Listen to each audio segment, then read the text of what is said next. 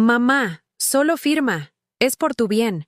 Esas fueron las palabras que me dijeron antes de intentar robarme todo lo que había construido en 64 años de vida. El gerente del banco me protegió de inmediato cuando vio lo que mis propios hijos estaban tratando de hacerme. Hoy, yo voy a contarte algo que nunca pensé que contaría. Y si tú, por un segundo, sientes que esto parece familiar, solo te pido que dejes un like y te suscribas. Me va a ayudar a continuar desahogándome. Era un martes por la mañana en Guadalajara, y yo estaba sentada en esa silla de plástico duro en la sucursal de Bancomer de la avenida Chapultepec. Llevaba mi vestido azul marino de siempre, el que me había comprado hace 3 años para el funeral de mi esposo Roberto.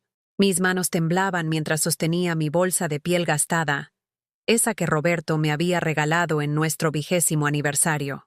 Iván, mi hijo mayor, estaba parado junto a mí con esa sonrisa forzada que había aprendido a reconocer después de 42 años de ser su madre.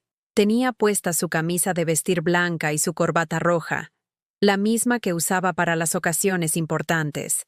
Pero había algo en sus ojos, algo frío que no había visto antes. Mira, mamá, ya sabes que estas cosas de bancos y papeleos no son para ti, me dijo mientras deslizaba un documento de más de 20 páginas frente a mí. Solo tienes que firmar aquí, al final. Es para proteger tu patrimonio, como te expliqué ayer. A su lado estaba Sofía, su esposa de 15 años, con su cabello rubio perfectamente peinado y sus uñas de gel color nude. Ella miraba su teléfono mientras chasqueaba la lengua impaciente. Cada vez que yo hacía una pregunta, ella suspiraba como si fuera una carga insoportable. El aire acondicionado del banco zumbaba sobre nuestras cabezas, mezclándose con el murmullo de otras familias manejando sus asuntos financieros. Pero yo me sentía completamente sola, rodeada de mis propios hijos que me hablaban como si fuera una niña pequeña que no entendía nada del mundo. ¿Pero qué dice exactamente el documento?, pregunté, tratando de enfocar mis ojos cansados en las letras pequeñas que se difuminaban ante mí. «Ay, mamá, no seas dramática», interrumpió Sofía sin levantar la vista de su teléfono. «Son puros términos legales que no vas a entender de todas formas. Iván estudió administración. Él sabe lo que hace». Recordé entonces todas las veces que me habían dicho lo mismo. Cuando vendieron el terreno de Roberto sin consultarme porque era muy complicado para mí. Cuando cambiaron mi plan de pensión porque el nuevo era mejor. Cuando me hicieron firmar poderes notariales porque era más fácil si ellos manejaban mis cosas. ¿Por qué no puedo llevármelo a casa para leerlo con calma?, insistí, sintiendo un nudo en el estómago. «Porque el trámite es hoy, mamá», respondió Iván con esa voz suave que usaba cuando quería manipularme. «El señor del banco nos está esperando. No podemos hacer perder el tiempo a la gente». En ese momento, un hombre de mediana edad con traje gris y corbata azul se acercó a nosotros. Era el señor Tejada, el gerente con quien había hablado por teléfono la semana anterior.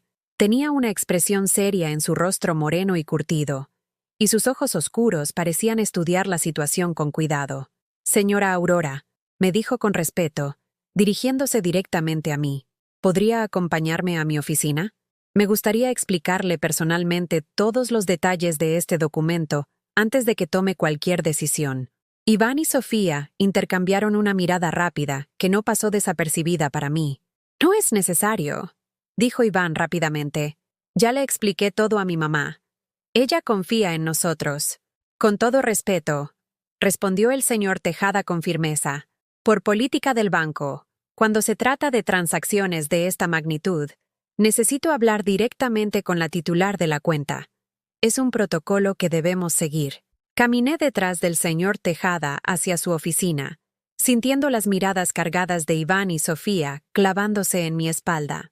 La oficina olía a café recién hecho y tenía una vista hacia el mercado San Juan de Dios, donde yo compraba mis verduras cada sábado desde hacía décadas. «Señora Aurora», me dijo el señor Tejada mientras cerraba la puerta suavemente, «necesito que me diga la verdad. ¿Usted entiende realmente lo que está a punto de firmar?». Sus palabras me golpearon como una bofetada de realidad. Por primera vez en meses, alguien me preguntaba qué pensaba yo, qué quería yo, qué entendía yo. Honestamente, no, admití, sintiendo como si admitiera un fracaso terrible. Me dijeron que era para proteger mi casa, pero no entiendo cómo. El señor Tejada asintió y se sentó frente a mí. Ese documento que sus hijos quieren que firme hipoteca su propiedad por 2.5 millones de pesos. Su casa, señora Aurora, la que heredó de su esposo, quedaría como garantía de un préstamo que ellos van a usar para un negocio. El mundo se detuvo. Podía escuchar el latido de mi corazón en mis oídos. ¿Mi casa? Susurré. Si el negocio fracasa, o si no pueden pagar el préstamo, el banco se quedará con su propiedad. Usted perdería su hogar. Pensé en mi pequeña casa de 2 plantas en la colonia Santa Tere, con su patio lleno de geranios rojos que Roberto había plantado. Pensé en la cocina donde había preparado miles de comidas, en la sala donde había consolado a mis hijos cuando tenían pesadillas, en la recámara donde había cuidado a Roberto durante su enfermedad. Pero ellos me dijeron que era para protegerla. Señora Aurora, me dijo el señor Tejada con gentileza. Sus hijos han estado manejando sus cuentas durante 2 años, han hecho retiros significativos, y ahora quieren usar su casa como garantía. Eso no la protege a usted. La pone en riesgo total. Las palabras se clavaron en mi pecho como agujas. Toda esa confianza ciega, todo ese, mamá, no te preocupes, nosotros nos encargamos. Había sido una mentira elaborada para vaciar mis ahorros, y ahora querían quitarme lo último que me quedaba. ¿Qué hago?, le pregunté, sintiendo que las lágrimas amenazaban con salir. No firme nada hoy. Tome tiempo para pensarlo. Y considere buscar asesoría legal independiente. Salí de esa oficina transformada. Ya no era la señora Aurora que había entrado confiando ciegamente en sus hijos. Era una mujer que acababa de descubrir que había estado viviendo en una mentira. Cuando regresé a la sala de espera del banco, Iván y Sofía me miraron como si fuera una niña que había estado haciendo travesuras.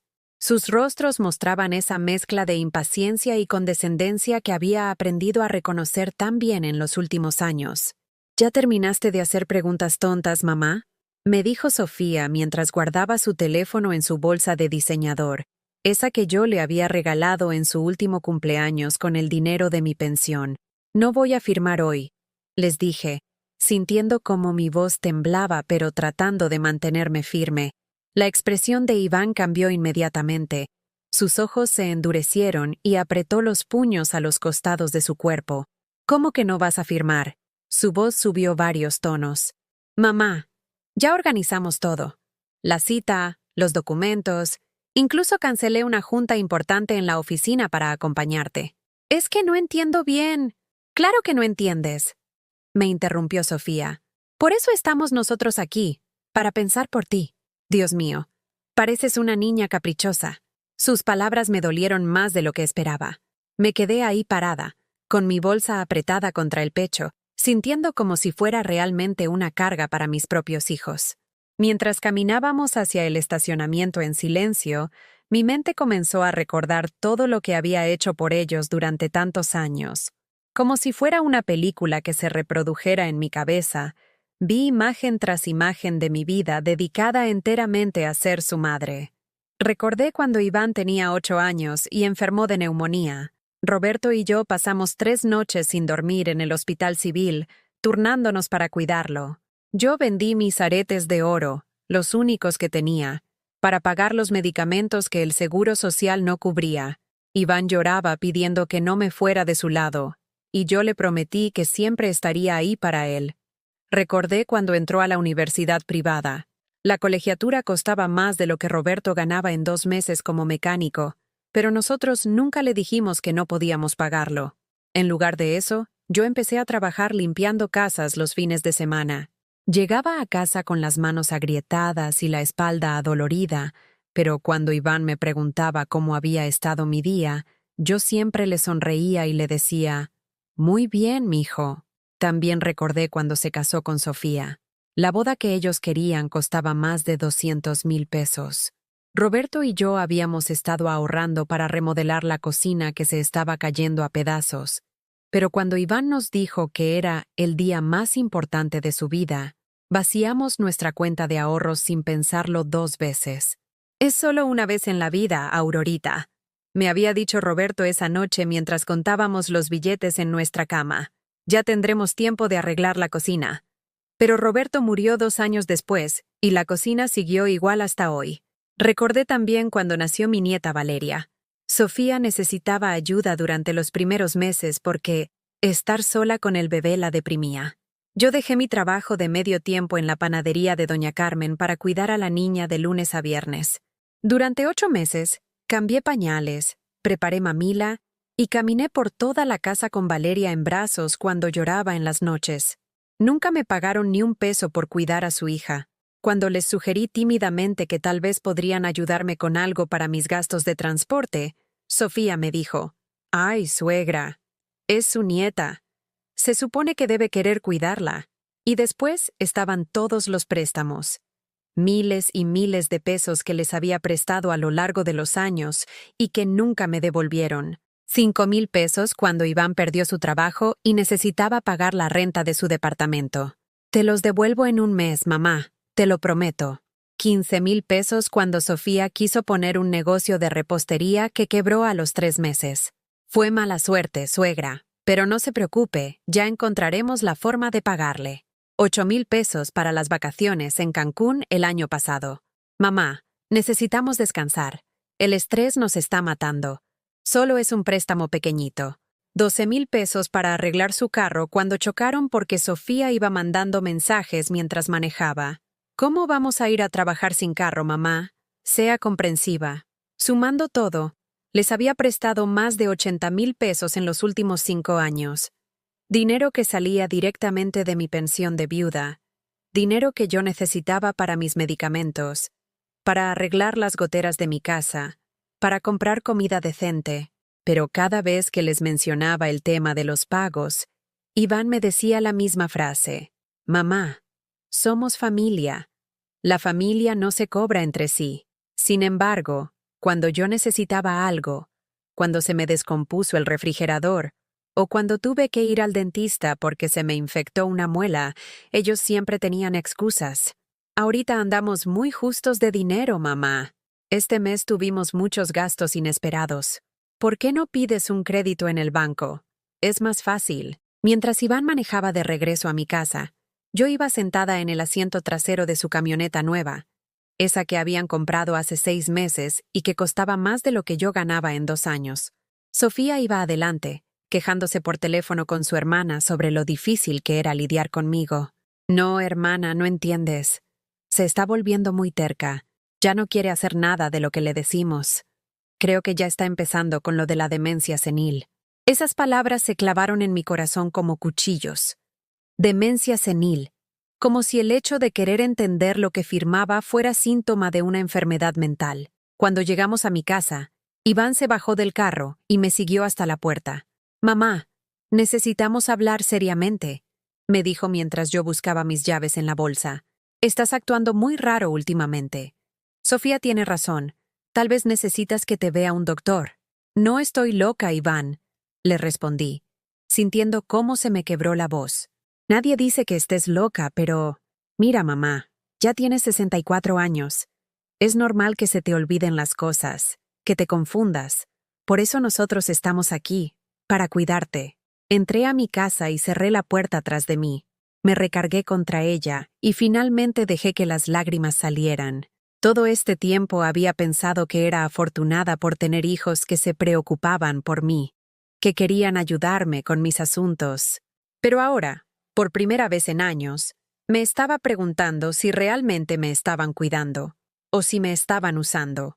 Esa noche, sentada en mi cocina con una taza de té de manzanilla entre las manos, comencé a hacer algo que nunca había hecho antes. Una lista de todo el dinero que les había dado a lo largo de los años. Los números que salieron me dejaron sin aliento. En total, entre préstamos, regalos y gastos que había cubierto para ellos, había gastado más de 300,000 pesos en los últimos 10 años. 300,000 pesos que podrían haber mejorado mi vida, que podrían haber reparado mi casa, que podrían estar guardados para mi vejez. En lugar de eso, tenía una cocina que se llovía, un refrigerador que hacía ruidos extraños y unas escaleras que crujían peligrosamente cada vez que las subía. Pero tenía algo más. Por primera vez en mucho tiempo, tenía una pregunta que no me daba miedo hacerme. ¿Qué había recibido yo a cambio de tanto amor, tanto sacrificio, tanto dinero? La respuesta me asustó más que la pregunta misma. Absolutamente nada. Los siguientes días pasaron como una neblina espesa. Iván no me habló durante toda la semana, y cuando finalmente lo hizo, fue para decirme que había cancelado mi cumpleaños número 65 porque necesitaba tiempo para reflexionar sobre mi comportamiento. Mi cumpleaños. El único día del año en que me permitía sentirme especial, en que esperaba aunque fuera una llamada temprano por la mañana o una visita con pastel de 3 leches como solíamos hacer cuando Roberto estaba vivo. No puedes comportarte como una niña berrinchuda y después esperar que celebremos, me dijo por teléfono con esa voz fría que había desarrollado últimamente. Cuando madures y entiendas que solo queremos tu bien, podemos volver a hablar de fiestas. Colgué el teléfono con las manos temblando. Tenía 64 años y mi propio hijo me estaba castigando como si tuviera 5. El día de mi cumpleaños, desperté con esa sensación extraña de vacío en el estómago. Durante 42 años, desde que Iván nació, ese día había sido especial porque él lo hacía especial. Pero ahora estaba sola en mi casa, viendo cómo las manecillas del reloj avanzaban y el teléfono permanecía en silencio. Esperé hasta las 3 de la tarde. Nada. Decidí salir a caminar al Mercado San Juan de Dios, como hacía los sábados. Tal vez comprarme algo rico para cenar, aunque fuera para una sola persona. En el puesto de frutas de don Ramiro, donde compraba desde hacía años, me encontré con mi comadre Esperanza. «Aurora, ¿cómo estás, mujer?», me gritó desde lejos, cargando una bolsa llena de naranjas. «¿Qué tal estuvo tu cumpleaños ayer? Seguro Iván te organizó algo bonito». Me quedé paralizada. No sabía qué decir. ¿Cómo le explicas a alguien que tu propio hijo canceló tu cumpleaños como si fueras una empleada que había hecho algo mal? Estuvo tranquilo. Mentí, sintiendo cómo se me hacía un nudo en la garganta. Ay, qué bueno. Los hijos de ahora son muy considerados. Mi Javier me llevó a comer mariscos a la chata para el mío. ¿Tú a dónde fuiste? A ningún lado. Se me escapó la verdad antes de que pudiera detenerla. Esperanza me miró con cara de confusión, después de compasión, y luego de esa incómoda mezcla de lástima que no sabía cómo manejar. Ay, comadre. ¿Estás bien? Asentí rápidamente y me fui de ahí antes de que me viera llorar. Esa noche, sentada en mi sala viendo las telenovelas que Roberto y yo solíamos ver juntos, sonó mi teléfono. Por un momento, mi corazón saltó de felicidad. Tal vez Iván recordó, pensé. Era Valeria, mi nieta de 12 años. «Abuela Aurora, ¿por qué papá dice que ya no podemos visitarte?». Su vocecita inocente me partió el corazón en pedazos. «¿Qué te dijo exactamente, mi amor?». «Me dijo que te habías portado mal y que por eso no podíamos ir a tu casa ni hablarte hasta que pidieras perdón. Pero yo no entiendo que hiciste mal. Tú siempre eres buena conmigo». Cerré los ojos y respiré profundo. Mi propio hijo estaba usando a mi nieta como arma, cortando la única relación pura y sincera que me quedaba en la vida. «No hice nada malo, princesa. Solo quise entender unos papeles antes de firmarlos». «¿Por eso se enojó papá? ¿Por unos papeles?». «Sí, mi amor. Eso es tonto. En la escuela nos dicen que siempre leamos todo antes de firmar». La sabiduría simple de una niña de 12 años me dolió más que todos los reproches de su padre. «Abuela, ¿puedo ir a verte el sábado? Le diré a mamá que voy a casa de mi amiga Fernanda». «No, princesa. No quiero que tengas que mentir por mí». Esa conversación me mantuvo despierta toda la noche. Iván no solo me estaba castigando a mí, estaba castigando a su propia hija, privándola de su abuela porque yo había osado cuestionar sus decisiones. Los días siguientes fueron un infierno de soledad. La casa se sentía más vacía que nunca. Cada ruido me asustaba, cada sombra me parecía amenazante. Sin las visitas constantes de Iván y Sofía, sin las llamadas de Valeria, sin las comidas familiares de los domingos, mi mundo se había encogido hasta convertirse en 4 paredes, y yo. Pero había algo más que me estaba carcomiendo por dentro. Una sospecha que había estado creciendo como una planta venenosa en mi mente desde mi conversación con el señor Tejada.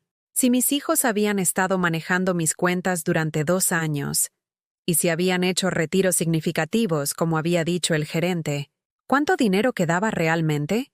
El miércoles por la mañana, reuní todo mi valor y fui sola al banco. Le pedí al señor Tejada que me mostrara todos los movimientos de mi cuenta de los últimos 2 años. ¿Está segura, señora Aurora? Me preguntó con gentileza. A veces esta información puede ser difícil de procesar. Necesito saber la verdad.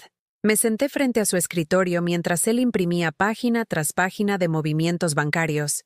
El sonido de la impresora me parecía el tambor de una ejecución. Cuando puso los papeles frente a mí, tardé varios minutos en entender lo que estaba viendo. Mi cuenta de ahorros, donde tenía guardados 180,000 pesos cuando le di poder a Iván, ahora tenía un saldo de 3,247 pesos. 176,000 pesos habían desaparecido en retiros regulares durante los últimos 24 meses. ¿Estos retiros, todos los autorizó Iván? Pregunté con voz temblorosa. Sí, señora. Él tiene poder notarial completo sobre sus cuentas. Puede mover el dinero como considere conveniente. Revisé las fechas de los retiros más grandes. 15,000 pesos en diciembre del año pasado, justo cuando Sofía se había comprado el abrigo de piel que presumió en Navidad. 25,000 pesos en marzo, exactamente cuando se fueron de vacaciones a Puerto Vallarta por necesidades de salud de Sofía. 30,000 pesos en julio, el mismo mes en que compraron la camioneta nueva. Cada retiro tenía una explicación perfecta, una justificación que Iván me había dado con esa sonrisa de «Es por tu bien, mamá. El dinero es para mantenimiento de tu casa, mamá. Es para tus medicamentos futuros, mamá. Es para emergencias médicas, mamá». Mentiras. Todo habían sido mentiras. Señor Tejada, le dije con la voz quebrada, ¿qué opciones tengo? Puede revocar el poder notarial en cualquier momento, pero necesitará un abogado, y su hijo podría impugnar la decisión si alega que usted no está en condiciones mentales para manejar sus finanzas. Salí del banco caminando como zombi. En 2 años, mis propios hijos habían vaciado mis ahorros de toda la vida. Dinero que Roberto y yo habíamos guardado centavo a centavo, trabajando dobles turnos, sacrificando gustos, planeando un futuro que nunca llegó para él, pero que yo esperaba que al menos me diera seguridad en mi vejez. Cuando llegué a casa, me senté en la cocina y saqué una libreta vieja donde Roberto solía apuntar los gastos. Con manos temblorosas, comencé a escribir todo lo que acababa de descubrir. Pero algo más me estaba molestando. Una conversación que había escuchado a medias hacía unas semanas, cuando Sofía hablaba por teléfono en mi sala mientras esperaba que Iván saliera del baño. Sí, hermana, ya casi está todo listo. En cuanto firme lo del banco, vamos a poder sacar el préstamo grande. Con la casa de la vieja como garantía, nos van a dar fácil 2,5 millones. En ese momento pensé que se refería a su propia casa. Pero ahora, recordando sus palabras exactas, me di cuenta de la terrible verdad. No se referían a su casa. Se referían a la mía, la casa de la vieja. Así me decían cuando pensaban que no los escuchaba. Esa noche, mientras trataba de conciliar el sueño en mi cama vacía, en mi casa que se llovía, rodeada del silencio que habían dejado sus ausencias calculadas, entendí finalmente la magnitud de lo que estaba pasando. No era solo que me hubieran robado los ahorros. No era solo que hubieran cancelado mi cumpleaños como castigo. No era solo que estuvieran usando a mi nieta para chantajearme emocionalmente. Era que habían planeado todo esto desde hace años. Cada sonrisa, cada «te amo, mamá», cada «solo queremos cuidarte», había sido parte de un plan para quitarme todo lo que tenía. Y cuando se llevaran mi casa, cuando ya no tuviera nada más que darles, ¿qué pasaría conmigo? La respuesta me heló la sangre. Ya no les serviría para nada. El viernes por la mañana, mientras tomaba mi café en la cocina y trataba de decidir si tenía fuerzas para ir al mercado, escuché el sonido inconfundible de la camioneta de Iván estacionándose frente a mi casa. El motor se apagó con ese ruido seco que ya conocía de memoria, pero esta vez no vino acompañado de las risas de Valeria o las quejas habituales de Sofía sobre el tráfico. Esta vez solo había silencio. Esperé. No vinieron a tocar la puerta como siempre lo hacían. En lugar de eso, escuché sus voces discutiendo en el jardín, lo suficientemente fuerte como para que yo las oyera desde la cocina. Ya te dije que no sirve de nada ser suave con ella, decía Sofía con esa voz cortante que usaba cuando estaba realmente enojada. Las viejas tervas como ella solo entienden cuando les hablas fuerte. Es mi madre, Sofía. Déjame manejar esto. Tu madre nos está arruinando los planes. ¿Sabes cuánto dinero vamos a perder si no firma esos papeles esta semana? El negocio de mi hermano no puede esperar más. Sentí como si alguien me hubiera echado agua helada encima. ¿El negocio de la hermana de Sofía? ¿Mi casa iba a ser garantía para el negocio de una mujer que apenas conocía? Finalmente tocaron la puerta. Cuando abrí, Iván tenía esa expresión que yo conocía desde que era niño. La misma cara que ponía cuando había roto algo y estaba a punto de echarle la culpa a su hermano menor. «Hola, mamá», me dijo, tratando de sonar casual. «Necesitamos hablar». Sofía entró detrás de él sin esperarme y se dirigió directamente a mi sala, como si fuera su casa. Se sentó en el sillón donde Roberto solía ver las noticias y cruzó las piernas con esa actitud de superioridad que había perfeccionado a lo largo de los años. «Mamá, nos enteramos de que fuiste al banco a revisar tu cuenta», empezó Iván, y algo en su tono me hizo entender que esto no iba a ser una conversación, iba a ser un interrogatorio. Tenía derecho a saber qué estaba pasando con mi dinero. Tu dinero. Sofía se rió con esa risa cruel que me erizaba la piel. «Suegra, usted no entiende nada de finanzas. Nosotros hemos estado invirtiendo su dinero, haciéndolo crecer, protegiéndolo de la inflación. Pero claro, usted solo ve números y se asusta. 176,000 pesos, Sofía. Eso no es invertir. Eso es robar». Las palabras salieron de mi boca antes de que pudiera detenerlas. Nunca en mi vida había acusado a alguien de mi familia de robar. Pero ahí estaba, por fin diciéndolo. El rostro de Iván se puso rojo de furia. «¿Cómo te atreves a decir eso? Todo lo que hemos hecho ha sido por ti. ¿Crees que es fácil cuidar de una vieja que se olvida de todo?»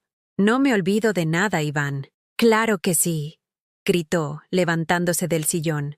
«Te olvidas de tomar tus pastillas. Te olvidas de pagar los recibos. Te olvidas de cerrar la llave del gas. ¿Sabes cuántas veces hemos tenido que venir corriendo porque los vecinos se quejan de que huele a gas en tu casa?» Eso era mentira. Nunca me había olvidado de cerrar la llave del gas, pero él lo decía con tanta convicción que por un momento dudé de mí misma. «Además», continuó Sofía, «todo ese dinero que dice que nos robamos se ha usado para usted. Sus medicinas, sus consultas médicas, el mantenimiento de esta casa que se está cayendo a pedazos. Mis medicinas cuestan 800 pesos al mes. Las consultas, 500 pesos cada 2 meses. Eso nos suma 176,000 pesos. ¡Ay, Dios mío!». Sofía se llevó las manos a la cabeza con dramatismo exagerado. «Ahora resulta que la señora es contadora. Suegra, hay gastos que usted ni siquiera sabe que existen. El seguro de la casa, los impuestos, las reparaciones, el mantenimiento del carro». «¿Qué carro? Yo no tengo carro. El carro que usamos para venir a cuidarla. ¿Cree que la gasolina es gratis? ¿Cree que no nos cuesta tiempo y dinero estar viniendo para acá cada semana?» Me quedé sin palabras. Estaban volteando todo. Según ellos, yo les debía dinero por el privilegio de que vinieran a robarme. «Y otra cosa», dijo Iván, caminando por mi sala como si fuera un abogado en un juicio. «Si tanto desconfías de nosotros, si crees que somos unos ladrones, entonces tal vez es hora de que busques quien más te cuide». El silencio que siguió fue ensordecedor. Sofía tenía una sonrisita satisfecha, como si acabaran de jugar la carta ganadora. «¿Me estás corriendo de tu vida?», les pregunté, sintiendo cómo se me quebró la voz. «No te estoy corriendo, mamá. Te estoy dando la oportunidad de decidir.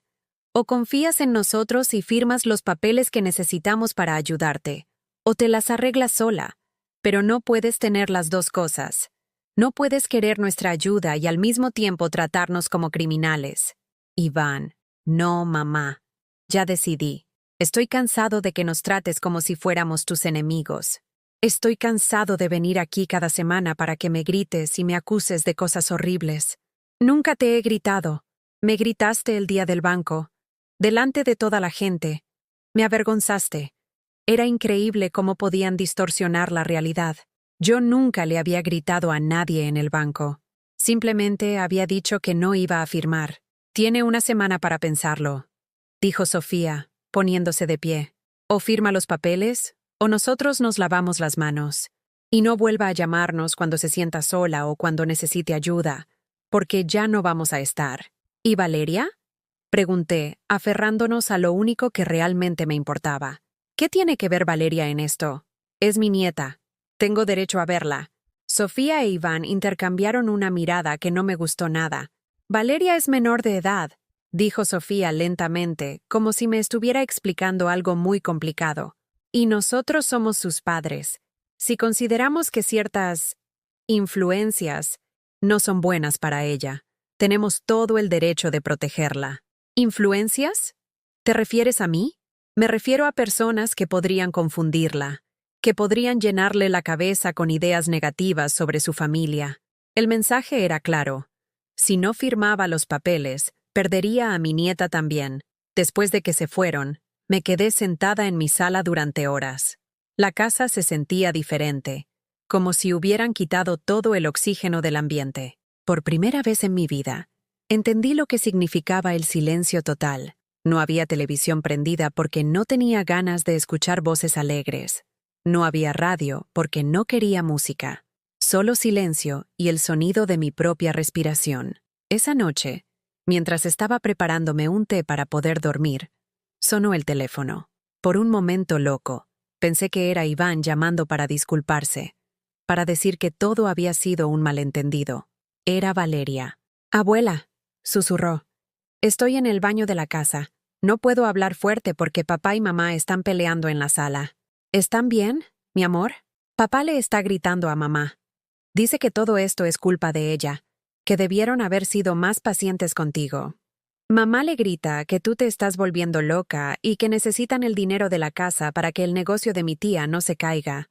Mi nieta de 12 años estaba escuchando cómo sus padres planeaban quitarle la casa a su abuela. «Abuela, ¿es cierto que papá y mamá te van a quitar tu casa?» «No lo sé, princesa. Pero esa casa es tuya. El abuelo Roberto la compró para ti. No es justo». La sabiduría simple de una niña me partió el corazón. «Valeria, ¿tú qué piensas que debería hacer?» «Creo que deberías hablar con alguien que no sea papá o mamá. En la escuela nos dijeron que cuando alguien trata de quitarte algo que es tuyo, debes buscar ayuda». «¿Como quién?» «No sé. Un policía. Un abogado. Alguien que sepa de estas cosas». Mi nieta de 12 años me estaba dando el consejo más sensato que había recibido en meses. «Te tengo que colgar, abuela. Ya vienen. Te amo, princesa». «Yo también te amo, abuela. No dejes que te quiten tu casa». Esa noche no dormí.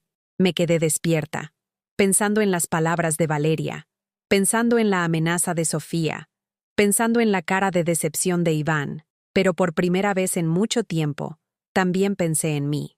¿Qué quería yo? Quería mi casa, quería mi dinero, quería que me trataran con respeto, y quería que mi nieta supiera que su abuela no era una mujer que se dejaba pisotear por nadie, ni siquiera por sus propios hijos. El sábado por la mañana, tomé el camión hacia el centro de la ciudad. Tenía una cita que hacer, con un abogado. El despacho del licenciado Martínez estaba en el segundo piso de un edificio viejo en el centro de Guadalajara, cerca de la catedral. Tuve que subir por unas escaleras estrechas que crujían con cada paso, y por un momento dudé si debería estar ahí. Pero las palabras de Valeria resonaban en mi cabeza. «Deberías hablar con alguien que no sea papá o mamá».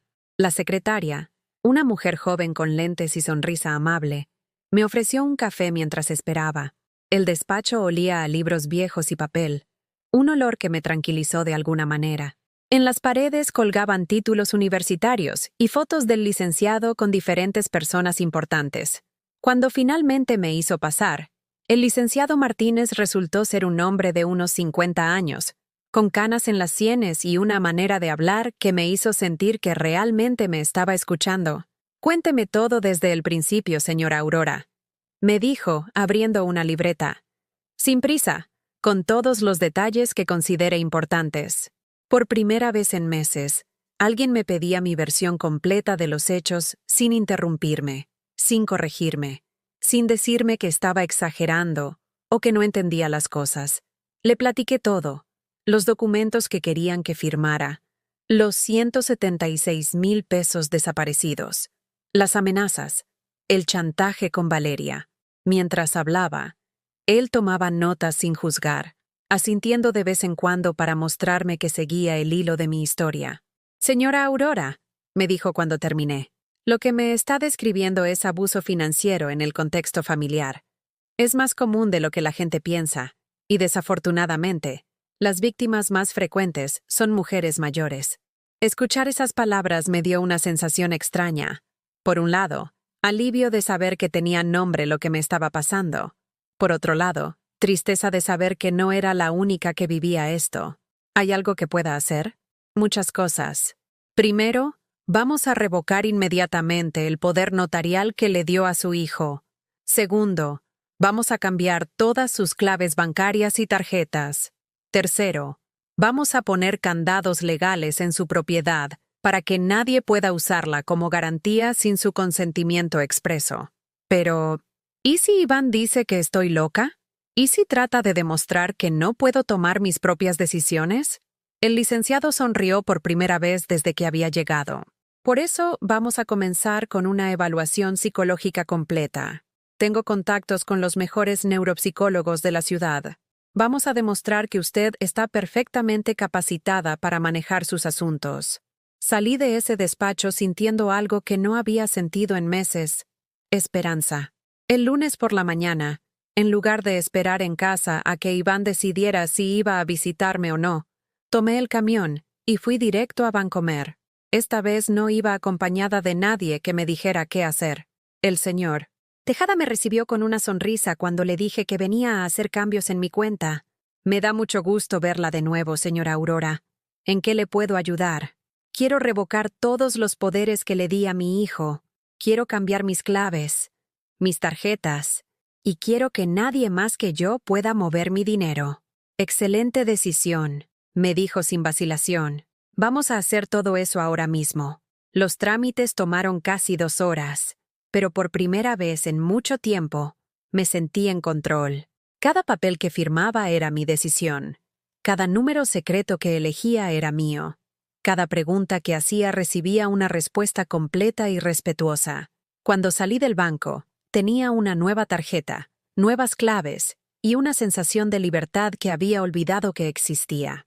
Esa tarde, por primera vez en 2 años, fui sola al mercado. No porque necesitara comprar mucho, sino porque quería caminar por los pasillos sin prisa, elegir mis propias frutas, platicar con los comerciantes que me conocían desde hacía décadas. En el puesto de doña Carmen, donde compraba mis verduras, me quedé charlando más tiempo del usual. «Aurora, te veo diferente», me dijo mientras pesaba mis jitomates. «Como más... ¿cómo te digo? Más despierta». «Me siento diferente, Carmen. ¿Y tus hijos? Hace tiempo que no los veo contigo». «Andan ocupados», le dije, y por primera vez no me dolió admitir que no estaban conmigo. Cuando llegué a casa, puse todas mis compras en la mesa de la cocina y me di cuenta de algo sorprendente. Había comprado exactamente lo que yo quería comer. Chiles rellenos para hacerme comida de mi gusto. No la comida simple que Sofía decía que era mejor para mi edad. Café de buena calidad. No el instantáneo barato que Iván insistía en que comprara para ahorrar. Hasta me había comprado un ramo de claveles rojos solo porque me gustaron. Esa noche cené en mi mesa, viendo las noticias que yo quería ver, sin nadie que me dijera que ya era muy tarde para estar despierta, o que las noticias me alteraban demasiado. Por primera vez en años dormí 8 horas seguidas. El martes, el teléfono sonó a las 10 de la mañana. Era Iván, y su voz sonaba desesperada. «Mamá, ¿qué hiciste? Intenté sacar dinero de tu cuenta para los gastos de esta semana, y me dijeron que ya no tengo acceso. Revoqué tu poder notarial». «¿Qué? ¿Por qué hiciste eso sin consultarme?» La pregunta era tan absurda que me dio risa. «Porque es mi dinero, Iván, y mi cuenta». «Mamá, estás cometiendo un error terrible. Sin mi ayuda no vas a poder manejar tus finanzas. Te van a estafar, te vas a confundir, vas a cometer errores. Llevo 64 años sin cometer errores financieros graves. Creo que puedo seguir haciéndolo. Pero necesitas ayuda. Eres una mujer mayor. Soy una mujer mayor, no una mujer incapacitada. Hubo un silencio largo del otro lado de la línea. Mamá, si no reviertes esto, te juro que no me vuelves a ver en tu vida. Esas palabras, que hace unas semanas me habrían destrozado, ahora me sonaron diferentes. No como una amenaza devastadora, sino como una promesa de liberación. Ok, Iván. ¿Ok qué? Ok, no nos volvemos a ver. Colgué el teléfono y me quedé ahí parada en mi cocina, esperando a sentir el dolor, la desesperación, el arrepentimiento. En lugar de eso, sentí paz. El miércoles por la mañana, desperté sin la ansiedad de siempre.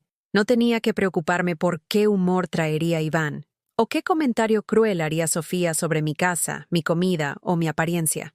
No tenía que esconder mis compras para que no me regañaran por gastar en tonterías. No tenía que fingir que estaba de acuerdo con decisiones que otros habían tomado por mí. Decidí hacer algo que no había hecho en años. Llamé a mi comadre Esperanza y la invité a comer. ¿En serio, Aurora? ¡Qué gusto! Pensé que ya no tenías tiempo para amigas. Nos vimos en un restaurante pequeño cerca de la Plaza de Armas. Esperanza llegó con esa sonrisa enorme que siempre me había dado felicidad. Cuéntame todo, me dijo en cuanto nos sentamos. ¿Cómo estás? ¿Cómo siguen tus hijos? Por primera vez en meses, le conté la verdad. Todo. Sin filtros, sin vergüenza, sin miedo a que me juzgaran. Esperanza me escuchó con los ojos cada vez más grandes. Aurora, ¿por qué no me habías contado nada? Yo hubiera podido ayudarte. Porque me daba pena. Porque pensé que era mi culpa. Porque creí que así eran las familias. Las familias no son así. Los hijos no les roban a sus madres. Los hijos no chantajean a sus madres con los nietos. Ya lo sé. Por eso actué. ¿Y cómo te sientes ahora? Me quedé pensando un momento antes de responder. Libre. Por primera vez en años, me siento libre. Esperanza levantó su vaso de agua como si fuera un brindis. Por tu libertad, comadre. Y por tu valor. Esa tarde, caminé por el centro de Guadalajara como no lo había hecho en años.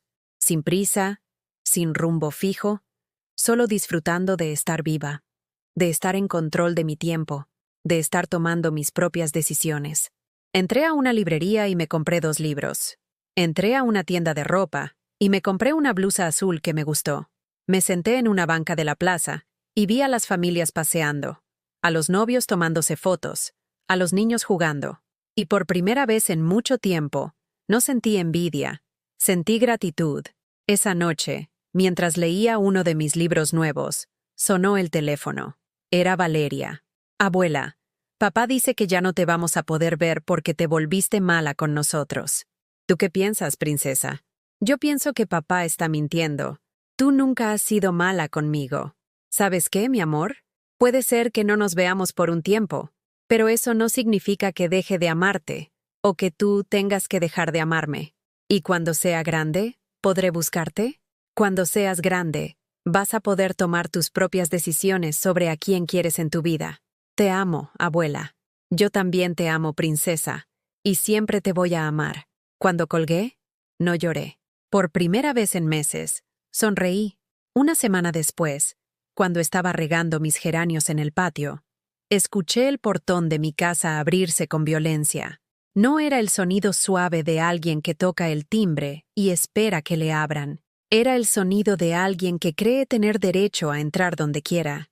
Iván apareció primero, con el rostro rojo de furia y los puños apretados. Detrás de él venía Sofía, cargando una carpeta gruesa llena de papeles, y para mi sorpresa, también venía un hombre mayor que no conocía, vestido con traje gris y corbata azul marino. «Mamá, necesitamos hablar», dijo Iván sin saludarme siquiera. «Y esta vez no te vas a salir con la tuya. Esta es mi casa, Iván. No puedes entrar así como así. Soy tu hijo», me gritó. «Esta casa también es mía por derecho. Todo lo que tienes me va a tocar cuando te mueras». Sus palabras me golpearon como bofetadas. Nunca lo había escuchado hablarme con tanto veneno, con tanto desprecio. Sofía se adelantó, abriendo la carpeta con movimientos bruscos. Suegra, le presentamos al licenciado Herrera. Él es especialista en casos de deterioro mental en adultos mayores. El hombre del traje me extendió la mano con una sonrisa que no llegaba a sus ojos. Mucho gusto, señora Aurora. Su familia me ha contado sobre sus recientes episodios de confusión. ¿Episodios de confusión? Repetí, sintiendo cómo se me erizaba la piel. Mamá, ya basta de teatro. Me cortó Iván. Sabemos que has estado actuando de manera errática, que has estado tomando decisiones irracionales, que has estado paranoica, pensando que todos queremos hacerte daño. No estoy paranoica. Ustedes querían que firmara documentos para hipotecar mi casa. Para protegerte, gritó Sofía. Para asegurar tu futuro. Pero tú no entiendes nada porque ya no estás bien de la cabeza. El licenciado Herrera sacó una grabadora pequeña de su maletín y la puso sobre la mesa de mi sala.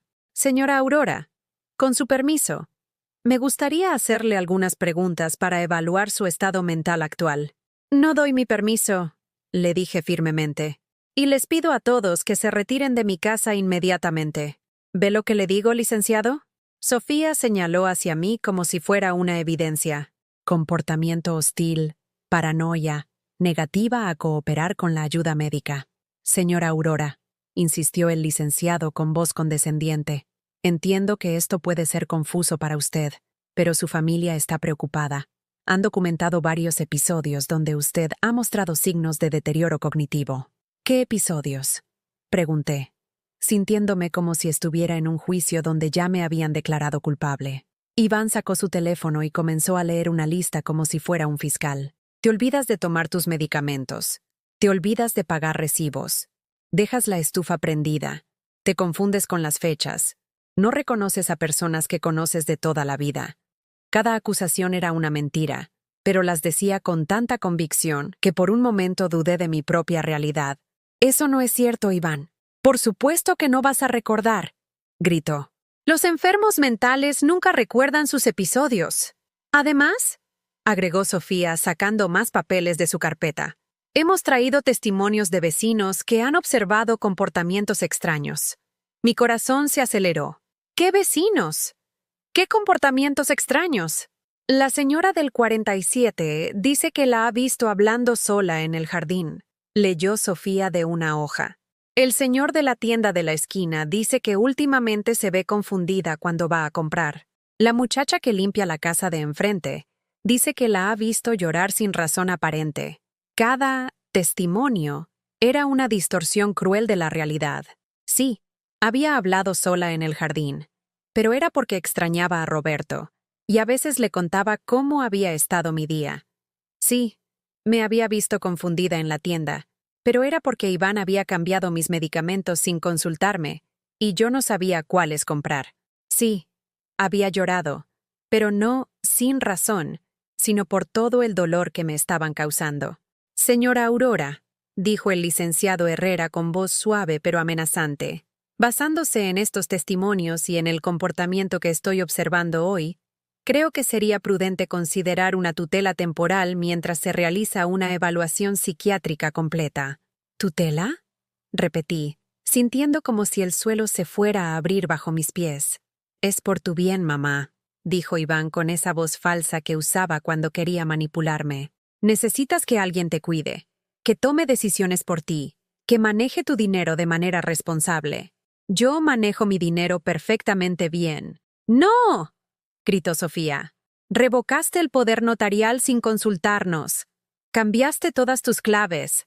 Actuaste como una loca paranoica. Actué como la dueña de mi propio dinero. El licenciado Herrera cerró su maletín con un chasquido seco. Señora Aurora, voy a ser muy claro con usted. Su familia está muy preocupada por su bienestar. Si usted no acepta voluntariamente la evaluación psiquiátrica y la tutela temporal, tendremos que proceder por la vía legal. ¿Me están amenazando? No la estamos amenazando, dijo Iván. Te estamos salvando de ti misma. En ese momento, como si hubiera sido enviado por la providencia, sonó el timbre de mi casa. Todos nos quedamos en silencio por un segundo. Fui a abrir la puerta, y ahí estaba el licenciado Martínez, mi abogado, con una sonrisa tranquila y un maletín en la mano. Buenos días, señora Aurora. Llegué justo a tiempo, por lo que veo. Nunca había estado tan feliz de ver a alguien en mi vida. Licenciado Martínez, dije, alzando la voz para que todos escucharan. Qué bueno que llegó. Cuando entró a la sala y vio la escena, su expresión se endureció inmediatamente. ¿Puedo saber quién es usted y qué está haciendo en la casa de mi clienta? Le preguntó al licenciado Herrera con voz firme. Soy el abogado de la familia. Estamos aquí por el bienestar de la señora Aurora, quien está mostrando signos evidentes de deterioro mental. ¿Con qué autoridad está grabando esta conversación?, preguntó mi abogado, señalando la grabadora. ¿Tiene el consentimiento por escrito de mi clienta? ¿Yo? Bueno. La familia solicitó. La familia no tiene derecho a grabar a mi clienta sin su consentimiento expreso. Apague esa grabadora inmediatamente o procederé legalmente por violación a la privacidad. El licenciado Herrera apagó la grabadora con manos temblorosas. Mi abogado se dirigió entonces a Iván y Sofía con una mirada que podría haber cortado cristal. ¿Y ustedes con qué derecho entraron a esta propiedad privada sin permiso de la dueña? Somos su familia, murmuró Iván, que de repente ya no sonaba tan seguro de sí mismo. Ser familia no les da derecho a invadir una propiedad privada, a intimidar a una mujer de 64 años, ni a intentar declararla mentalmente incapacitada sin el debido proceso legal. Sacó varios papeles de su maletín y los puso sobre mi mesa. Aquí tengo los resultados de la evaluación psiquiátrica completa que se realizó mi clienta la semana pasada con el doctor Ramírez, neuropsicólogo certificado. Los resultados muestran que la señora Aurora está en plenas facultades mentales, con una capacidad cognitiva perfectamente normal para su edad. Iván palideció. Sofía abrió la boca como pez fuera del agua. También tengo aquí, continuó mi abogado, las copias de todos los movimientos bancarios irregulares realizados durante los últimos 2 años, que constituyen abuso financiero en el contexto familiar, un delito tipificado en el Código Penal. Eso es imposible, tartamudeó Sofía. ¿Imposible? Señora, su esposo retiró 176,000 pesos de la cuenta de mi clienta sin su consentimiento informado. Eso no es manejo financiero responsable. Eso es robo. El licenciado Herrera comenzó a guardar sus cosas apresuradamente. Creo que hubo un malentendido. Yo no tenía toda la información. No hubo malentendido, lo cortó mi abogado. Hubo un intento de intimidación legal hacia una mujer mayor por parte de familiares que están siendo investigados por abuso financiero. Se dirigió hacia la puerta y la abrió de par en par. Les sugiero que se retiren inmediatamente de esta propiedad. Cualquier contacto futuro con mi clienta deberá ser a través de mi despacho. Iván se acercó a mí con los ojos llenos de lágrimas falsas. Mamá, por favor, no hagas esto. Somos familia. Podemos resolver esto entre nosotros. Por primera vez en meses, lo miré directamente a los ojos sin miedo, sin culpa, sin la necesidad desesperada de su aprobación.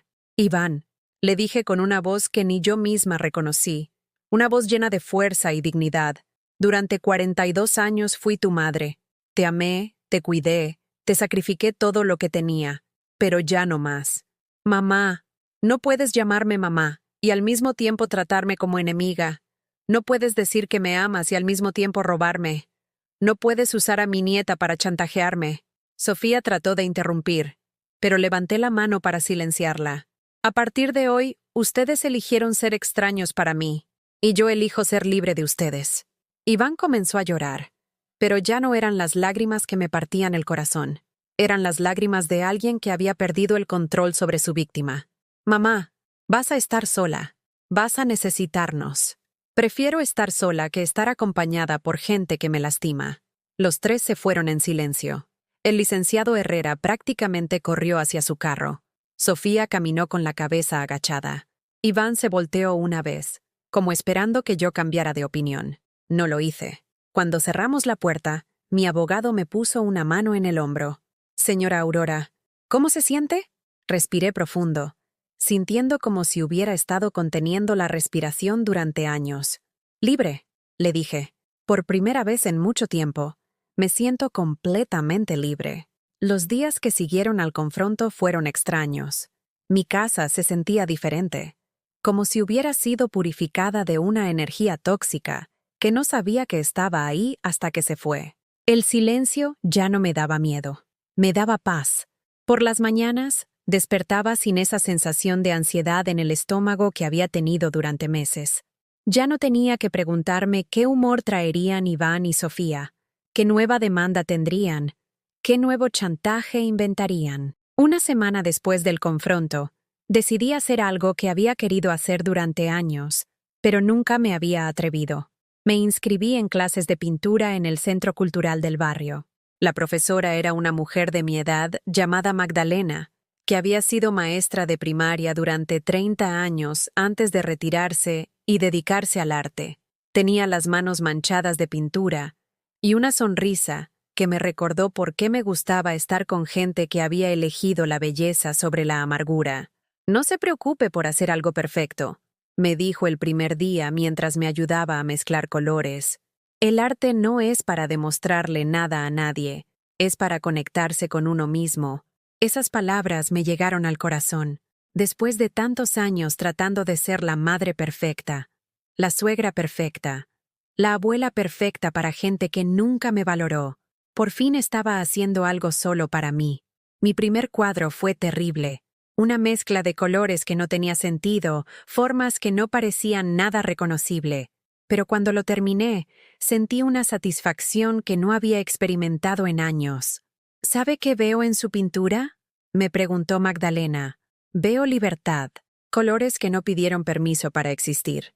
En las tardes, comencé a caminar por mi barrio, como no lo había hecho en años. Saludaba a los vecinos. Me detenía a platicar con doña Carmen en su puesto de verduras. Me sentaba en la banca del parque a ver jugar a los niños.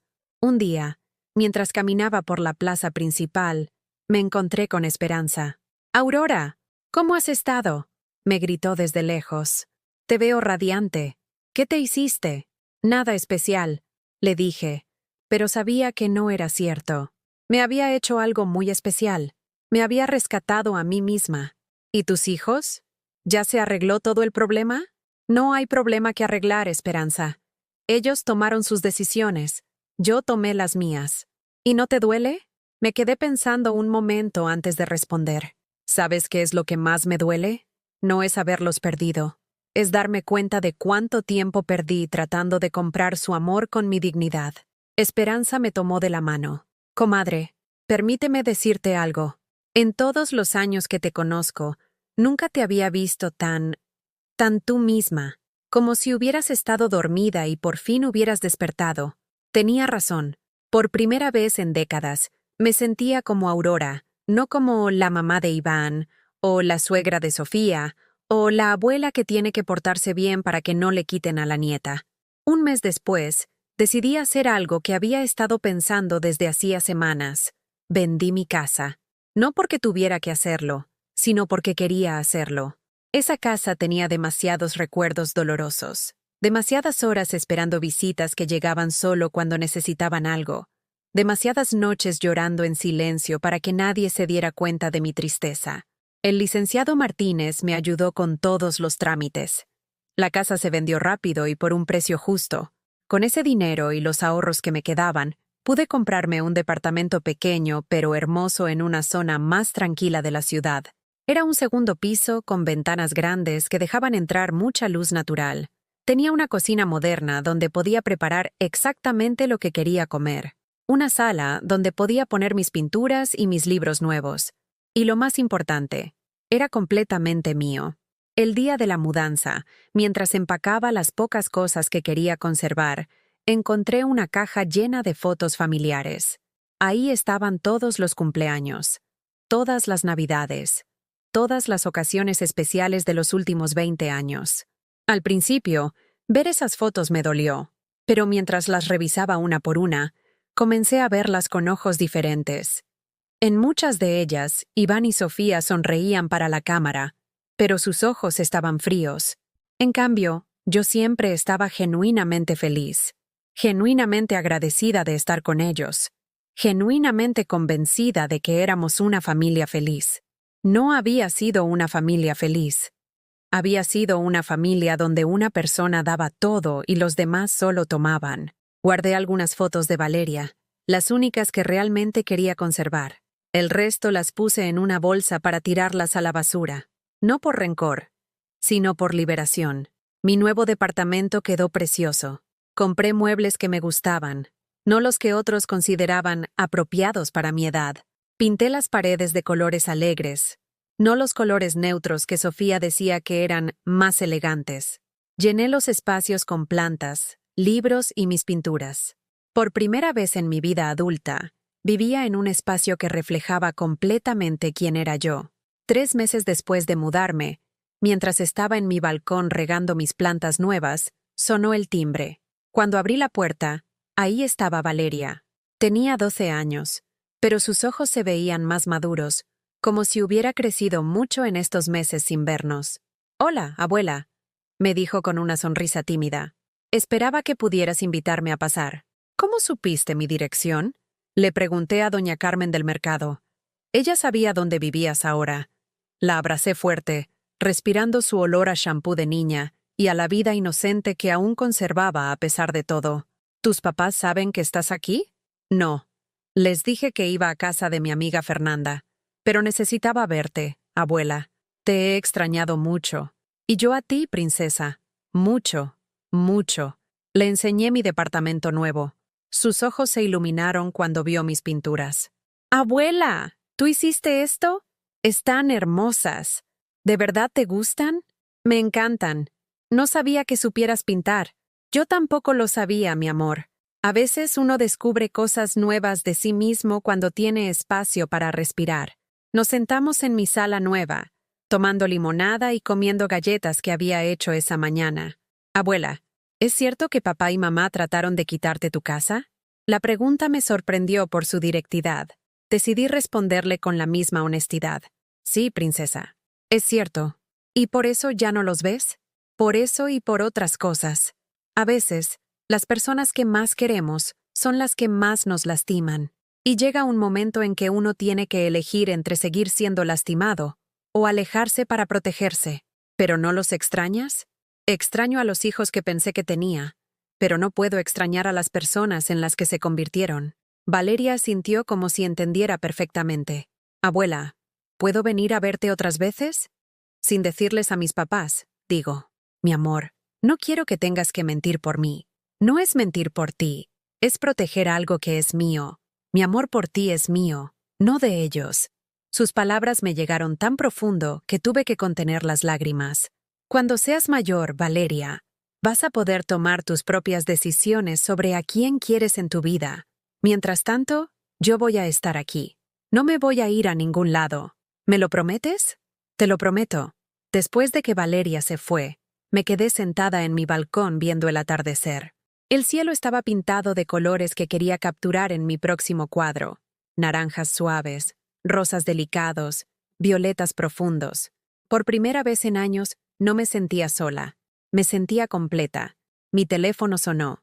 Era un número que no reconocía. «Señora Aurora», habla el licenciado Martínez. «Tengo noticias. ¿Buenas o malas?»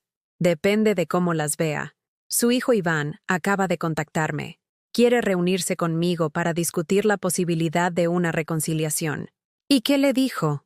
Le dije que cualquier conversación tendría que pasar por mí primero, y que usted tendría la última palabra sobre si acepta o no reunirse con él.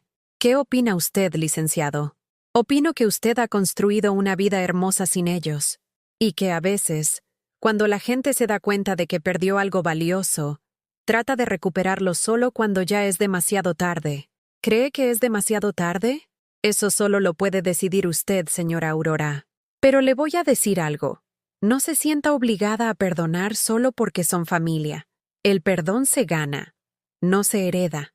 Esa noche, mientras preparaba mi cena en mi cocina nueva, reflexioné sobre las palabras del licenciado. Había pasado demasiados años de mi vida tratando de ser la madre perfecta para hijos que no me valoraban. Había sacrificado mi dignidad, mi dinero, mi paz mental, pensando que eso era lo que una buena madre debía hacer. Pero ahora sabía algo diferente.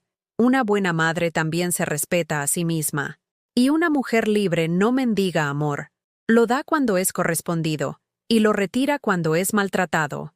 Por primera vez en décadas, era una mujer libre. Y esa libertad era más valiosa que cualquier reconciliación forzada. 2 semanas después de la llamada del licenciado Martínez, tomé una decisión. Le dije que sí quería reunirme con Iván, pero bajo mis condiciones. En el despacho del abogado, con testigos presentes, y con la clara comprensión de que esta sería la última oportunidad que les daría. El día de la reunión, llegué temprano. Me había puesto mi blusa azul nueva, la que había comprado el día que recuperé mi libertad, y me había peinado con especial cuidado, no porque quisiera impresionar a nadie, sino porque quería sentirme fuerte y digna. Iván llegó solo. Sofía no vino, y tampoco Valeria. Se veía más delgado, con ojeras profundas y el cabello más gris de lo que recordaba. Por un momento, mi instinto maternal quiso preguntarle si estaba comiendo bien, si estaba durmiendo lo suficiente, pero ese instinto ya no me controlaba.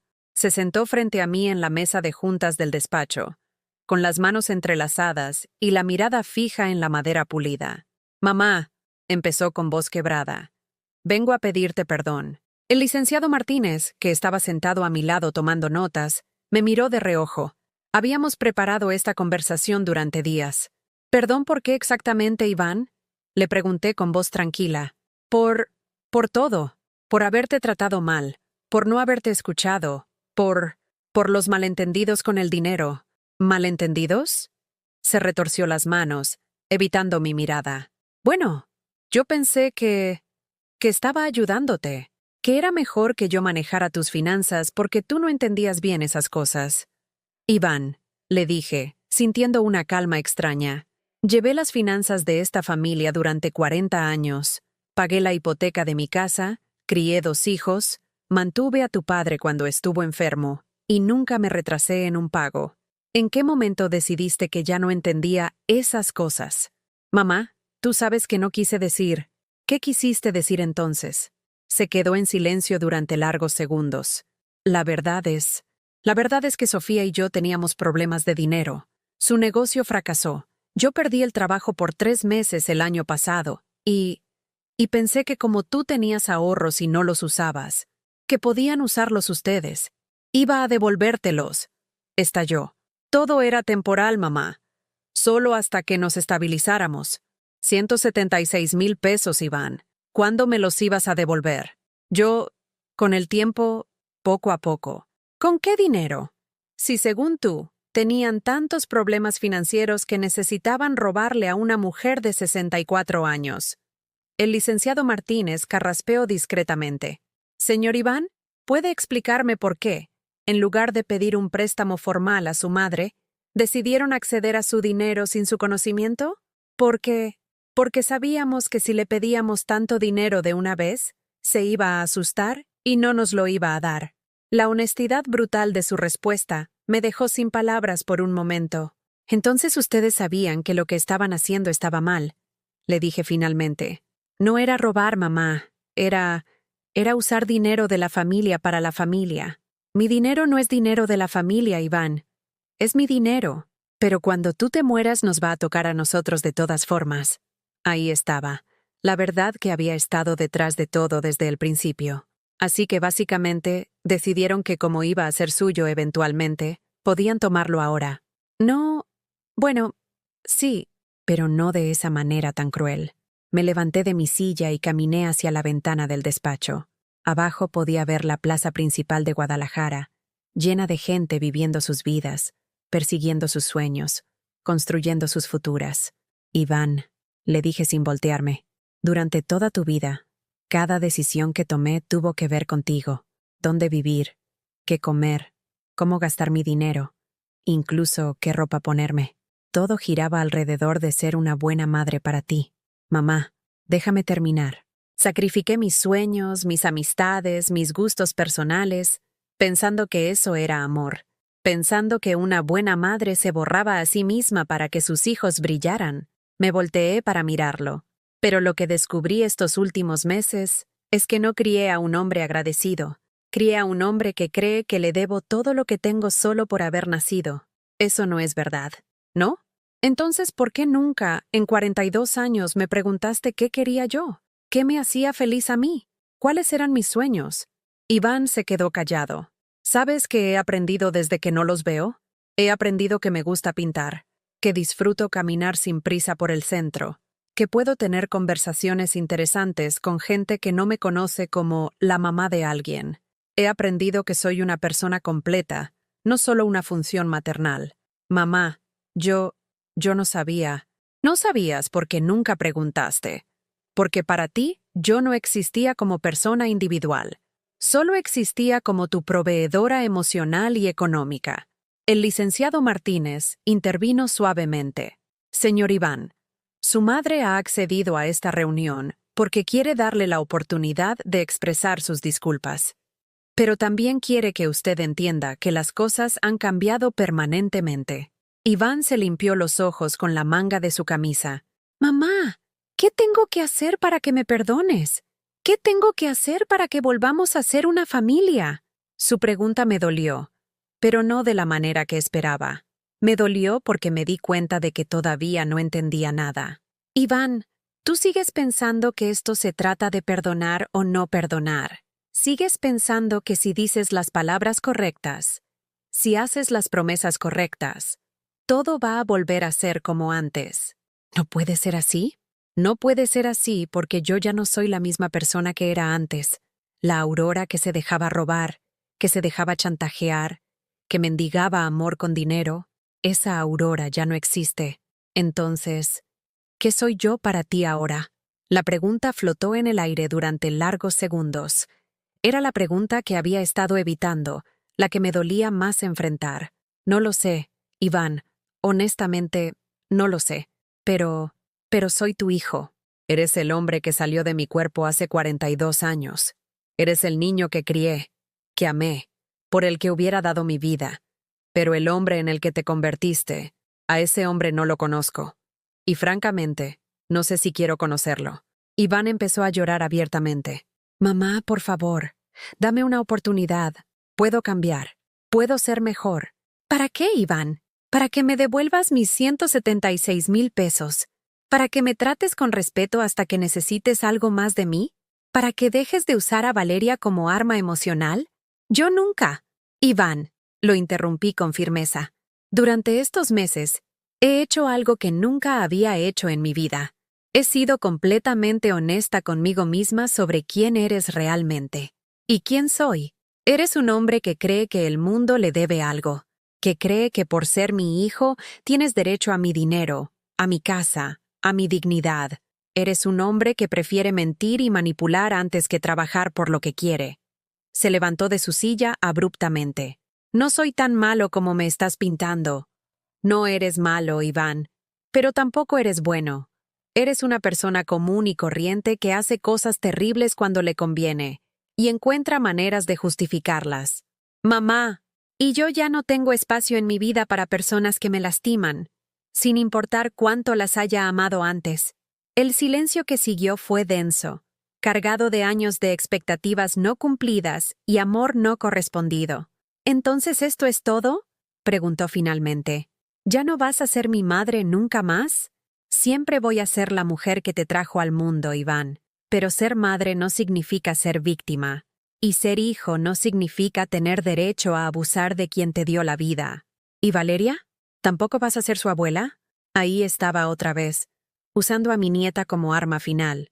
Mi relación con Valeria es entre ella y yo. Cuando sea mayor, ella decidirá si quiere tenerme en su vida. Mientras tanto, no voy a mendigar tiempo con mi nieta a cambio de permitir que ustedes me maltraten. Iván recogió su chaqueta de la silla con movimientos lentos, derrotados. ¿No hay nada que pueda hacer? ¿Nada? Puedes ser feliz, Iván. Puedes construir tu propia vida sin necesidad de quitarme la mía. Puedes aprender a valorar lo que tienes en lugar de codiciar lo que no te pertenece. ¿Y tú vas a ser feliz sin nosotros? Por primera vez en toda la conversación, sonreí. Ya soy feliz sin ustedes, hijo. Esa es precisamente la razón por la que no puedo volver atrás. Se dirigió hacia la puerta, pero se detuvo con la mano en la manija. Mamá, algún día vas a necesitarnos. Vas a estar sola, vas a estar enferma, Vas a estar asustada y no vas a tener a nadie. Puede ser, le respondí con tranquilidad, pero prefiero enfrentar la vejez sola a enfrentarla rodeada de gente que me ve como una fuente de recursos en lugar de una persona digna de amor. Te vas a arrepentir. De muchas cosas me he arrepentido en la vida, Iván, pero de protegerme a mí misma, de eso nunca me voy a arrepentir. Cuando se fue, me quedé sentada en el despacho durante largo rato. El licenciado Martínez respetó mi silencio, organizando sus papeles sin prisa. ¿Cómo se siente, señora Aurora? Me preguntó finalmente. Triste, le dije honestamente, pero no arrepentida. ¿Cree que tomó la decisión correcta? Creo que tomé la única decisión que me permite dormir tranquila por las noches. Esa tarde, cuando llegué a mi departamento, me preparé una taza de té y me senté en mi balcón a ver el atardecer. No lloré. En lugar de eso, sentí una profunda gratitud por haber encontrado el valor de elegirme a mí misma. Por primera vez en 64 años, era completamente libre. Y esa libertad no la cambiaría por nada del mundo.